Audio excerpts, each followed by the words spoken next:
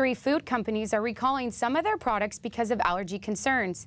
Pacific Oyster is recalling nearly 200 cases of Nate's spiced prawns because they say packages contained undeclared sulfites.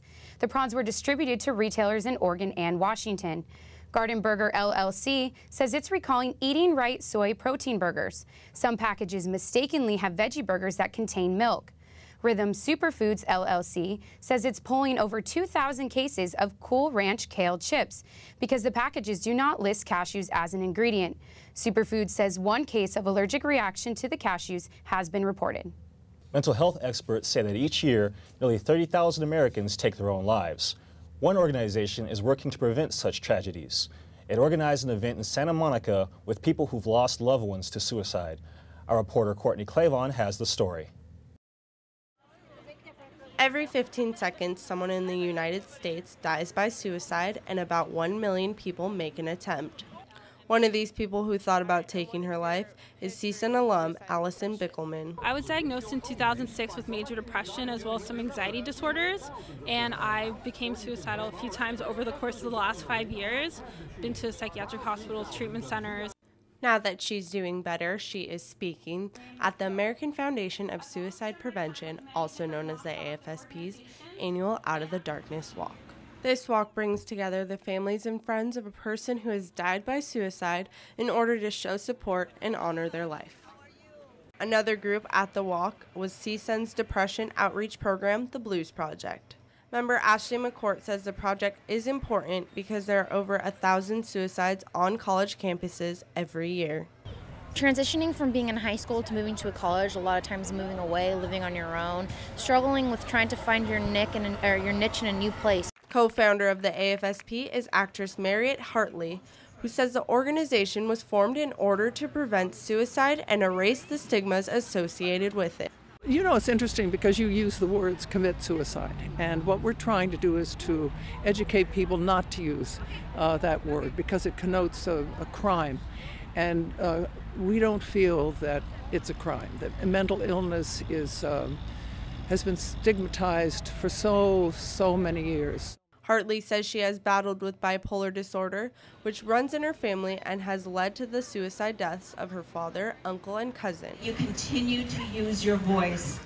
Area director of the AFSP's Los Angeles chapter, Veronica Scarpelli, lost her husband to suicide in 2002. She says the walk is the AFSP's biggest fundraiser, and 84 cents of every dollar goes towards research, education, and outreach programs. Scarpelli says her hope for the walk is to erase the shame felt by those who are currently going through depression. They're afraid to go get help because of what people may think of them. So I would hope that people had courage to get help for themselves. She says some of the warning signs aren't always obvious, but it is best to be aware of changes in mood or daily habits. As we move into the holiday season, suicide rates do decline, but the AFSP says it hopes that people still look out for the signs because 90% of those who die by suicide have a diagnosable psychological disorder at the time of their death. In Santa Monica, I'm Courtney Clavon for Valley View News. Hermosa Beach will join Los Angeles to ban smoking in outdoor areas. The new ordinance will make it illegal to smoke in dining areas, parks, and the city pier. City Manager Steve Burrell said violators who don't follow the ordinance will receive fines from $100 to $500. The violation will be considered an administrative violation rather than a misdemeanor or infraction. Other cities like Santa Monica, Beverly Hills, and Calabasas have similar restrictions. The ban will take effect in March of next year. Some experts say so-called digital drugs can be dangerous. They are known by different names. Sonic drugs or eye-dosing claim to make people feel high as if they've taken actual drugs. They do it through earphones that deliver different tones and frequencies.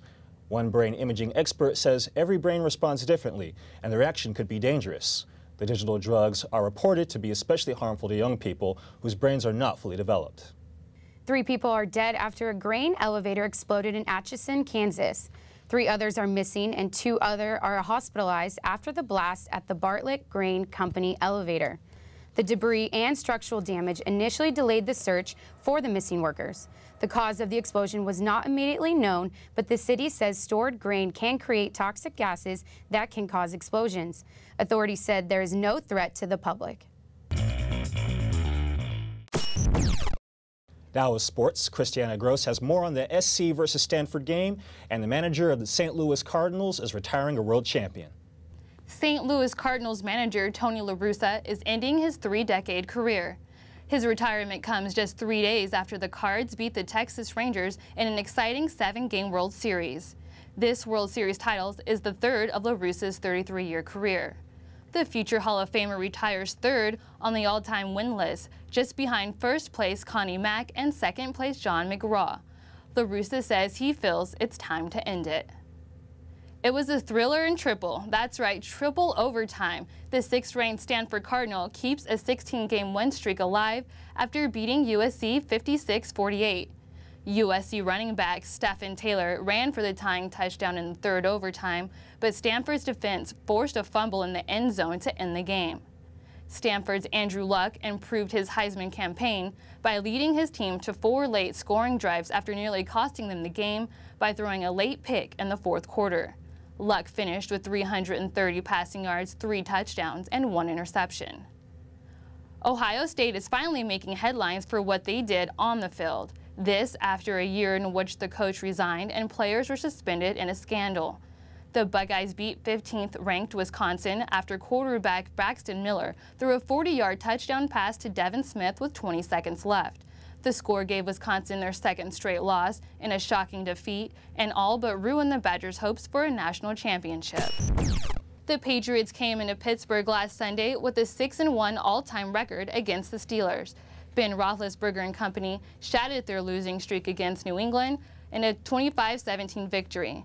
Pittsburgh controlled the ball for nearly 39 minutes. Roethlisberger completed 36 of 50 passes for 365 yards and 2 touchdowns. This is a 4th straight win for the Steelers following their 2-2 start.